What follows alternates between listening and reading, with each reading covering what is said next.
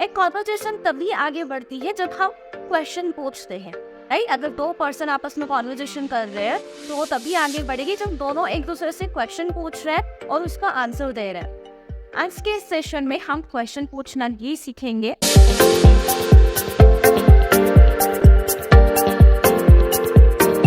Hello and welcome back to my channel. This is Tina and you are watching me on Real Learning English classes. As you know that you will learn English without doing any kind of translation, right? By understanding the scenes behind the actions. ये है हमारे spoken English course का 5वां दिन और जिसमें आप सीखोगे कि किसी से क्वेश्चन कैसे पूछना है।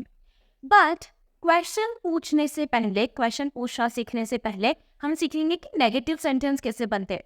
जैसा कि आपने लास्ट क्लास में देखा था, हमने सिर्फ अफर्मेटिव सेंटेंस ही सीखे थे वहाँ पर कि हमें हमारे डेली रूटीन के बारे में कैसे बताना है। बट इस क्लास में हम सीखेंगे कि नेगेटिव एक्शंस के बारे में कैसे बताना है और क्वेश्चन कैसे पूछने हैं, राइट। बट बिफोर दिस, अगर आपने अभी तक चैनल को सब्सक्राइब नहीं किया है तो चैनल को सब्सक्राइब कर लीजिए। वीडियो अगर आपको पसंद आ रहा है तो वीडियो को लाइक कर दीजिए और अगर कुछ भी आपको डाउट आता है तो कमेंट में जरूर पूछिएगा। Let's get start the class now. First we'll see how to make negative sentences. अगर आपको याद हो तो हमने लास्ट क्लास में अफर्मेटिव पढ़ा था। वहां पर हमने सीखा था कि हमारा डेली रूटीन कैसे बताना है, राइट। वहां पर हमने किसी तरह का कोई नेगेटिव सेंटेंस नहीं बनाया था। और जब हमने अफर्मेटिव बनाया था तो वहां पर हमने सिर्फ वर्ब की फर्स्ट फॉर्म का यूज किया था, राइट। क्योंकि जो वर्ब की फर्स्ट फॉर्म होती है वो ही प्रेजेंट को बताती है, तो वहां हमें किसी भी तरह की कोई हेल्पिंग वर्ब की जरूरत नहीं थी। बट जब आप नेगेटिव बनाते हो तो नोट को हमेशा हेल्पिंग वर्ब की जरूरत पड़ती है। As you can see here that if you are making any kind of negative sentence, then use their do and does as a helping verb, right? अगर आप किसी भी तरह का कोई नेगेटिव सेंटेंस बना रहे हो परमानेंट एक्शन के लिए तो वहां पर आपको डू और डज का यूज करना पड़ेगा एज अ हेल्पिंग वर्ब, क्योंकि नोट कभी भी बगैर हेल्पिंग वर्ब के नहीं आता है, राइट। डू का यूज हम करेंगे प्लूरल सब्जेक्ट के साथ में। जो भी आपका सब्जेक्ट अगर प्लूरल है तो उसके साथ में आप डू का यूज करोगे। और अगर कोई सिंगुलर पर्सन की आप बात कर रहे हो आई और यू दोनों को छोड़ करके, तो वहां पर हम डज का यूज करेंगे, राइट। आई होप कि अभी तक इतना क्लियर हो गया होगा। फॉर एग्जाम्पल, जैसे आपने बोला कि I go to office every day, right. अब ये अफर्मेटिव सेंटेंस है, आपने यहाँ पर सिर्फ गो का यूज किया, that I go to office every day, right. अब यहाँ पर नोट नहीं आ रहा, लेकिन वही अगर आप बोलते हो कि संडे को मैं ऑफिस नहीं जाता हूँ, अब ये नेगेटिव बन गया, तो आप अपनी बात कर रहे हो तो आई के साथ भी हम डू का ही यूज करेंगे। तो ये क्या हो जाएगा, I do not go to office on Sunday. या फिर आप इसी को कॉन्ट्रैक्ट में बोल सकते हो, I don't go to office on Sunday. So I don't go to office on Sunday, right. So इसी तरह हमें नेगेटिव बनाना है। Let's see some more sentences and try to understand it. So the first sentence here you can see she doesn't listen to anyone, right? अब हमने जब affirmative बनाया था तो वहां पर हमने वर्ब के साथ में एस और ईएस का यूज किया था जब भी आप सिंगुलर पर्सन की बात करते हो, राइट। लेकिन क्यों? क्योंकि यहाँ पर हम डज का यूज कर रहे हो और डज में हमने ईएस का यूज कर दिया है, इसीलिए हम वापस से वर्ब के साथ में एस और ईएस का यूज नहीं करेंगे, राइट। अब शी यहाँ पर क्या है, सिंगुलर पर्सन है, इसलिए हमने यहाँ पर डज का यूज किया है और क्योंकि हमने डज का यूज कर दिया तो वापस से लिसन ही रहा है, ये लिसन्स नहीं होगा, राइट। तो क्या हो गया, she doesn't listen to anyone, यानी कि वो किसी की नहीं सुनती है, नेगेटिव है, she doesn't listen to anyone. The next sentence, I don't do any work in the morning on Sunday, right. I don't do any work in the morning on Sunday. अब मैं संडे को morning में कुछ काम नहीं करता, negative है। आई की बात हम कर रहे हैं अपनी खुद की, इसीलिए हमने डू का यूज किया है, do not, don't. She doesn't know me, she doesn't know me. अब शी की बात हो रही है, शी कोई थर्ड पर्सन सिंगुलर है और शी के साथ में हमने क्या यूज किया, डज। अब नो का नो ही रहा है, नोज नहीं होगा। अगर ये अफर्मेटिव रहता तो ये क्या बन जाता, शी नोज मी। बट ये क्योंकि नेगेटिव है और डज का हमने यूज किया है यहाँ पर, तो she doesn't know me, right? I hope it's clear now. I don't know him. मैं उसे नहीं जानता। अभी क्या था, she की बात कर रहे थे that कि she मुझे नहीं जानती, वो मुझे नहीं जानती। अब यहाँ पर मैं अपनी बात कर रही हूँ खुद की, that I don't know him. मैं उसे नहीं जानती, right? He doesn't listen to his parents. अब ही की बात कर रहे हैं हम कि ही क्या करता है, वो अपने पेरेंट्स की नहीं सुनता, वो अपने पेरेंट्स की बात नहीं मानता, राइट। सो ही के साथ में हमने डज का यूज किया है क्योंकि ही सिंगुलर है। So he doesn't listen to his parents.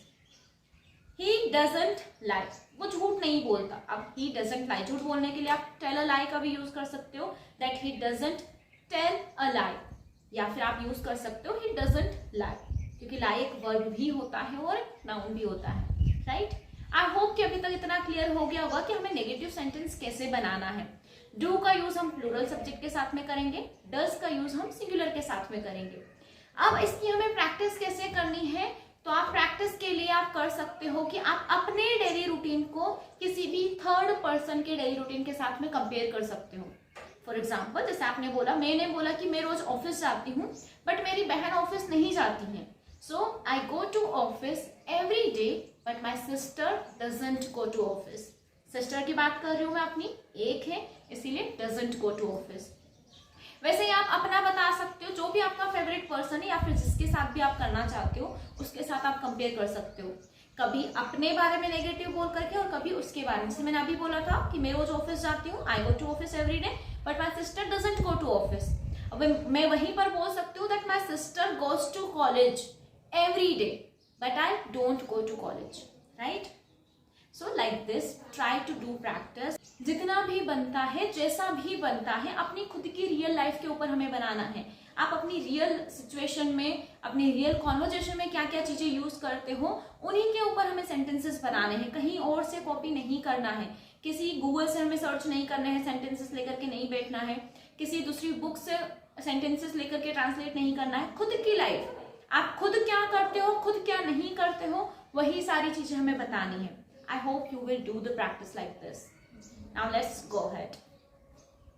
अब हम देखते हैं कि क्वेश्चन कैसे पूछता है, the most important part of a conversation, right. जब भी आप किसी के साथ कॉन्वर्जेशन करते हो तो सबसे ज्यादा इंपॉर्टेंट होता है कि आपको क्वेश्चन पूछना आना चाहिए, तभी तो आप कॉन्वर्जेशन को आगे बढ़ाओगे, राइट।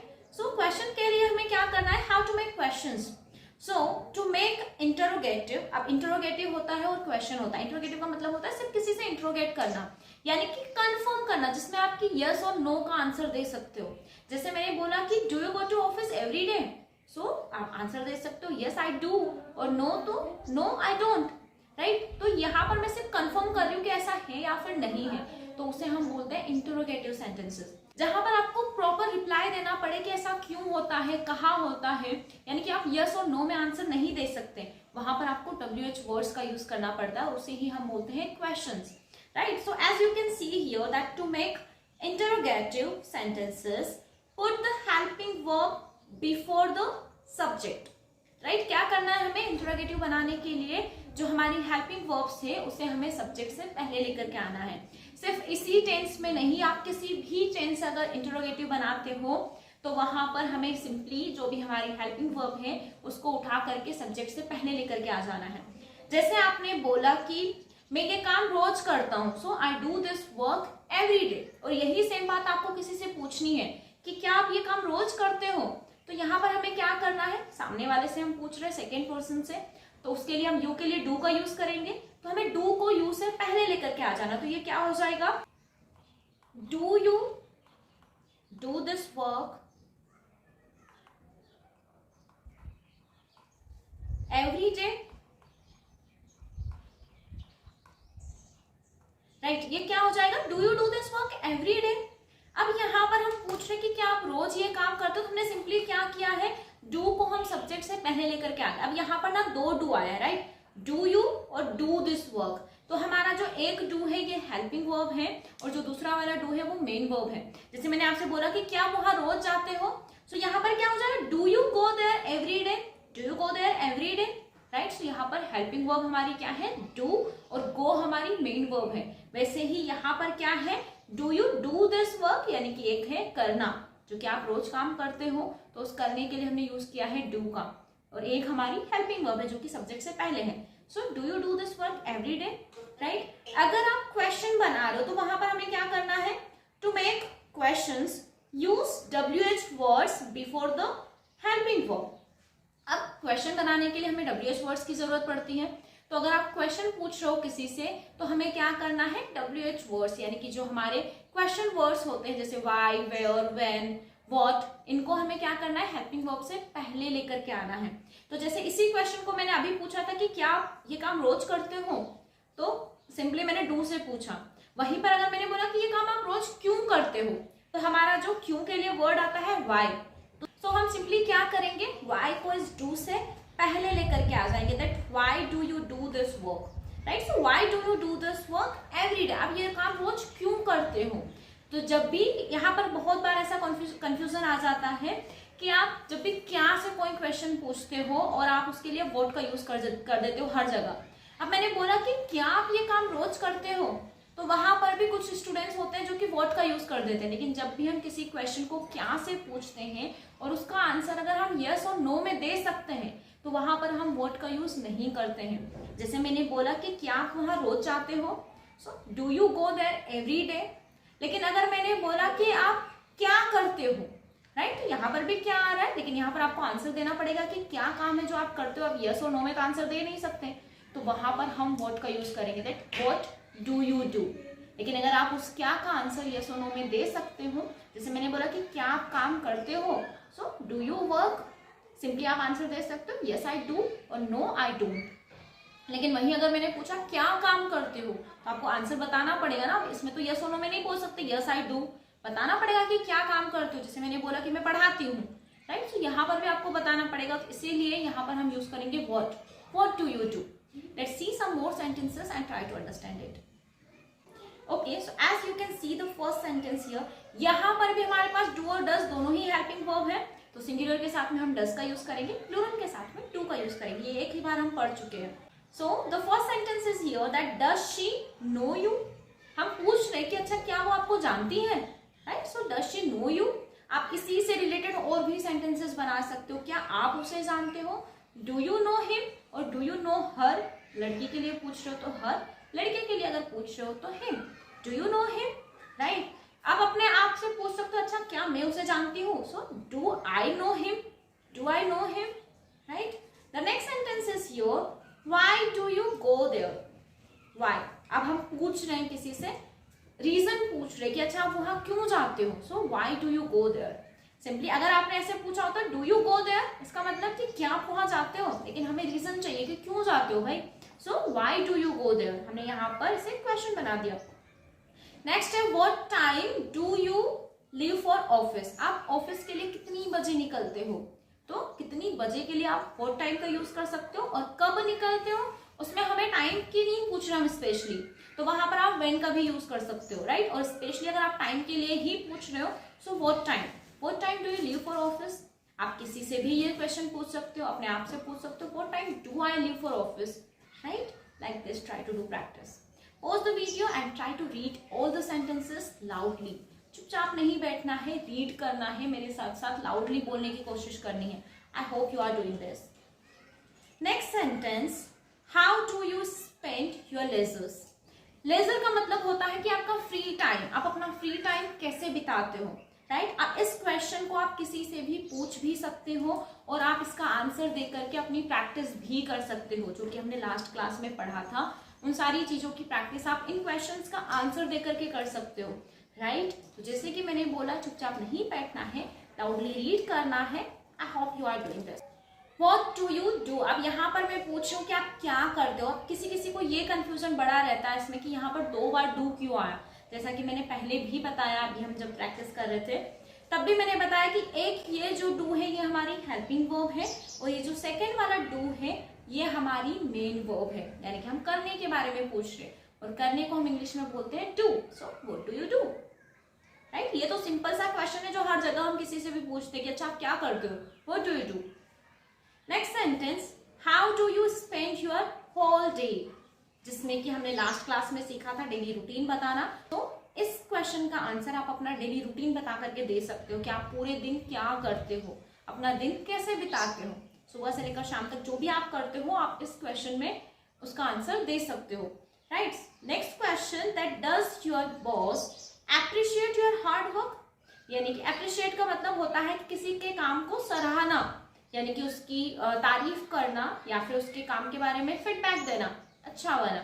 सो यहाँ पर आपसे पूछा जा रहा है कि क्या आपके बॉस आपके काम को अप्रिशिएट करते हैं, राइट। सो यही क्वेश्चन मैं भी आपसे पूछ सकती हूँ कि क्या आप इन वीडियोस को अप्रिशिएट करते हो। अगर करते हो तो please comment in the comment box. I hope you will do this. So does your boss appreciate your hard work, right. Does your family celebrate holidays together, क्या आपकी फैमिली हॉलीडे साथ में मनाती है, राइट। तो ये क्वेश्चन भी आप किसी से भी पूछ सकते हो, आप अपने आप से पूछ सकते हो। Now for practicing you have to ask the question to yourself. अगर आप किसी और के साथ में प्रैक्टिस कर रहे हो तो उनके साथ भी आप क्वेश्चंस पूछ सकते हो। जो भी आपको पूछना है परमानेंट एक्शन से रिलेटेड तो उनको हम डू और डज से ही पूछेंगे। अब हम किसी भी क्लास में अलग से क्वेश्चन बनाना नहीं सीखेंगे, इसी तरह से हमें क्वेश्चन बनाना है। जिस भी किसी एक्शन की आप बात कर रहे हो सिंपली उसकी हेल्पिंग वर्ब को हमें सब्जेक्ट से पहले लेकर के आ जाना है, और अगर WH वर्ड है वहां पर तो उसको सबसे पहले हमें यूज कर देना है, right. Try to make some questions, pause this video, read all the questions here, read all the sentences and try to understand. Now let's see a conversation कि हम किसी से कैसे क्वेश्चन पूछ सकते हैं और कैसे अगर कोई हमसे क्वेश्चन पूछता है तो उनके आंसर्स दे सकते हैं। सिंपल से क्वेश्चन है, सिंपल से ही हमें आंसर्स देने हैं।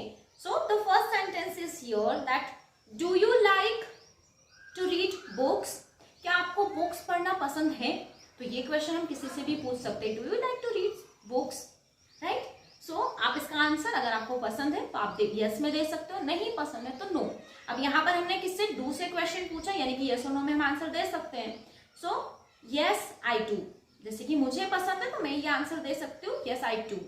आई एंजॉय रीडिंग बुक्स, यानी कि मुझे बहुत अच्छा लगता है बुक्स पढ़ना, राइट। हालांकि मुझे अच्छा नहीं लगता, लेकिन मैंने अभी अभी अपनी हैबिट बनाई हुई है बुक्स पढ़ने की। अगर आप भी प्रैक्टिस करना चाहते हो, अगर किसी को ये वाली प्रॉब्लम है कि थॉट्स नहीं आते माइंड में, जब भी प्रैक्टिस करने बैठते तो समझ में ही नहीं आता कि किस बारे में बोले, तो आपको बुक्स रीडिंग करनी चाहिए। उससे क्या होता है ना कि पहली बात तो जो भी आप चीजें यहाँ पर सीखोगे, जब आपको ये सेम स्ट्रक्चर उसमें मिलेंगे, जो भी आप पढ़ोगे उसमें, तो आपको इन चीजों पर यकीन होने लगेगा कि हाँ ये सच में कुछ होता है और जिन्हें हम अप्लाई कर सकते हैं, राइट। और सेकेंड थिंग कि आपको सेंटेंस फ्रेमिंग में कोई प्रॉब्लम नहीं आएगी। जब आप बुक्स रीडिंग करते हो तो हमारे वर्ड्स जो हैं वो हमारी टंग पर सेट होने लगते हैं, माइंड में सेट होने लगते हैं, और हमारे सेंटेंस जो फ्रेम होते हैं वो सही से होने लग जाते हैं। वैसे तो हम कुछ भी बना देते हैं, और अगर थॉट्स नहीं आते हैं माइंड में कि क्या बोले और कैसे बोले, तो आपको बुक्स पढ़नी चाहिए, right. So for practicing you should read books. The next question is here that how often do you exercise? ये क्वेश्चन भी आप किसी से भी पूछ सकते हो, how often यानी कि कितनी बार आप एक्सरसाइज करते हो, यानी कि लगभग जैसे वो पूछते हैं ना हम कि अच्छा आप एक्सरसाइज करते हो, कितनी बार आप करते हो। So I try, the answer is here that I try to do yoga और go for a walk every day, यानी कि मैं तो हर रोज ही योगा भी करता हूँ और वॉक पर भी जाता हूँ। तो आप अपना आंसर दे सकते हो कि वीक में 2 बार ही करता हूँ, या फिर वीकेंड्स पर ही। किसी किसी की आदत होती है कि रोज तो टाइम नहीं मिलता, लेकिन मैं सिर्फ वीकेंड्स पर ही एक्सरसाइज करता हूँ, राइट। सो आपका जो भी आंसर है आप वो दे सकते हो। अगर करते हो तो यस, और नहीं करते हो तो नो में भी आप आंसर दे सकते हो कि नहीं मैं तो योगा ही नहीं करता हूँ, मैं तो एक्सरसाइज ही नहीं करता हूँ, right. What do you do for work, मतलब आप क्या काम करते हो, सिंपली वही क्वेश्चन है। आप डायरेक्टली ये भी पूछ सकते हो what do you do, right. So I work as a software engineer, आपका जो भी काम है आप वो आंसर यहाँ पर दे सकते हो। जैसे मैंने बोला कि I work as a trainer, तो आप जो भी अपना काम करते हो आप वो बता सकते हो यहाँ पर। So as an engineer in Bengaluru, आप जहाँ पर करते हो आप वहाँ का बता सकते हो। वेयर डू यू लिव, अब ये क्वेश्चन भी बहुत ही सिंपल है, जो कि हम कैजुअली पूछते रहते हैं, हर किसी से पूछते हैं, राइट। जब भी हम किसी से पहली बार मिलते हैं तो हम पूछते हैं अच्छा आप कहाँ रहते हो। So where do you live, I live in Mumbai, आपका जो भी आंसर है आप वो बता सकते हो। आई लिव इन MP, राइट। अब MP बहुत बड़ा है, उसमें एक छोटे से गांव में मैं रहती हूँ। So I live in MP। The next question is here that when do you usually go to bed, यानी कि आपका सोने जाने का टाइम क्या है, तो आप ये भी किसी से पूछ सकते हो। So I usually go to bed around 11 PM। अब आपका जो आंसर है वो हमें आंसर देना है, यहाँ पर चुपचाप नहीं बैठना है। जैसे ही मैंने क्वेश्चन बोला that when do you usually go to bed, तो आपके मुंह से आंसर निकलना चाहिए that I go to bed around 10:30 PM या फिर 10 PM, 9 PM, जो भी आपका आंसर है, राइट। इसी तरह से प्रैक्टिस करोगे तो ही बोलना सीख पाओगे। अगर चुपचाप बैठे रहोगे तो सिर्फ समझ में आएगी चीजें, और चीजें समझ में आने का कोई फायदा ही नहीं है अगर उन्हें अप्लाई नहीं किया तो, right. So you have to apply it. Very good. The next question is here that do you have any pets? क्या आपके पास कोई पेट्स है, यानी कि पालतू जानवर अगर आपके पास कोई भी है तो आप बता सकते हो। डू से हमने पूछा है, यस और नो में आप आंसर दे सकते हो। तो जैसे बोला कि नो, राइट, नो मेरे पास तो नहीं है। अगर आपके पास है तो आप बोल सकते हो yes I do, no I don't, right. I don't have any pets, मेरे पास तो कोई पालतू जानवर नहीं है।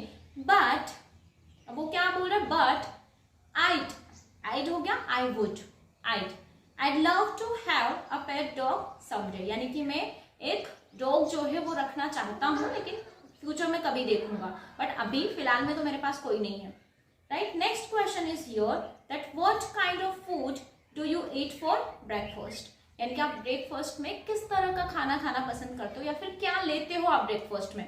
तो ये भी बहुत ही कैजुअल सा क्वेश्चन है जो कि आप हर किसी से पूछ लेते हो। So try to ask this question. अगर आपके पास कोई पार्टनर नहीं है then try to ask this question to yourself. खुद से पूछना है और खुद से ही आंसर देना है। Very good. I typically have idli और डोसा for breakfast. आप जो भी लेते हो आप वो यहाँ पर बता सकते हो। The next question, how often do you visit your family? Right? ये क्वेश्चन उन लोगों के लिए है जो कि बाहर रहते हैं, अपनी फैमिली से दूर रहते हैं। हालांकि जैसे मैं तो अपनी फैमिली के साथ में ही रहती हूँ। अगर आप किसी हॉस्टल में रहते हो, काम के वजह से बाहर रहते हो, तो आप पूछ सकते हो किसी से भी that how often do you visit your family, यानी कि आप अपनी फैमिली से कितनी बार मिलते हो, कब कब मिलते हो। So I try to visit my family in my home town in Kerala at least once in a year, यानी कि साल में एक बार ही अपने होम टाउन कहाँ पर, केरला में मिलने जाता हूँ मैं उनसे साल में एक बार। तो आप अगर बाहर रहते हो तो आप अपना आंसर दे सकते हो कि आप अपनी फैमिली से कितनी बार मिलते हो या फिर कब कब मिलते हो। जैसे अगर मैं बाहर रहती तो मैं यही आंसर देती कि I usually visit my family at festivals, यानी कि जब भी कोई फेस्टिवल आता है तो मैं अपनी फैमिली से मिलने जाती हूँ, राइट। सो आपका जो आंसर है आपको वो आंसर देना है।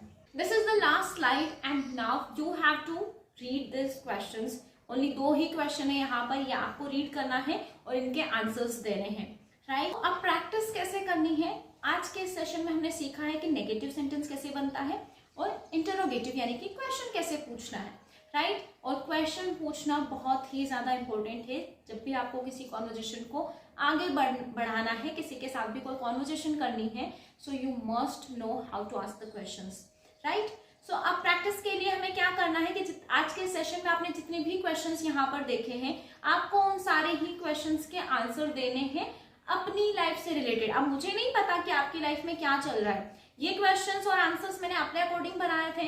अब आपकी लाइफ में जो भी आपकी जो सिचुएशन है, रियल सिचुएशन, उनके अकॉर्डिंग आपको आंसर्स देने हैं। जो भी आपकी रियल सिचुएशंस हैं उनके अकॉर्डिंग आपको इनके आंसर्स देने हैं, right. I hope you will do this and like this you will do the practice. अब नेक्स्ट क्लास में अगर आप चाहते हो कि आपको एक प्रैक्टिस सेशन चाहिए तो प्लीज़ मुझे कमेंट में बताइएगा कि हाँ हमें एक प्रैक्टिस सेशन चाहिए। सो पहले हम इसी टेंस से रिलेटेड प्रैक्टिस सेशन लेकर के मैं आऊँगी, जैसे हम प्रैक्टिस करेंगे, स्टोरी बताना हम सीखेंगे कि प्रेजेंट सिंपल का यूज़ करके हम स्टोरी कैसे बना सकते हैं। अगर आपको नहीं चाहिए, अगर मुझे कोई कमेंट ऐसी नहीं मिली तो फिर हम वहाँ पर V2 पढ़ेंगे, यानी कि पास्ट की हमारी सिचुएशन के बारे में कैसे बातें करनी है, कैसे बताना है, कैसे क्वेश्चंस पूछना है, कैसे पास्ट के बारे में कॉन्वर्जेशन करनी है, या फिर एक स्टोरी कैसे क्रिएट करना है, वो सारी चीजें हम नेक्स्ट क्लास में सीखेंगे। Till then take care, bye bye. But अगर आपने अभी तक चैनल को सब्सक्राइब नहीं किया है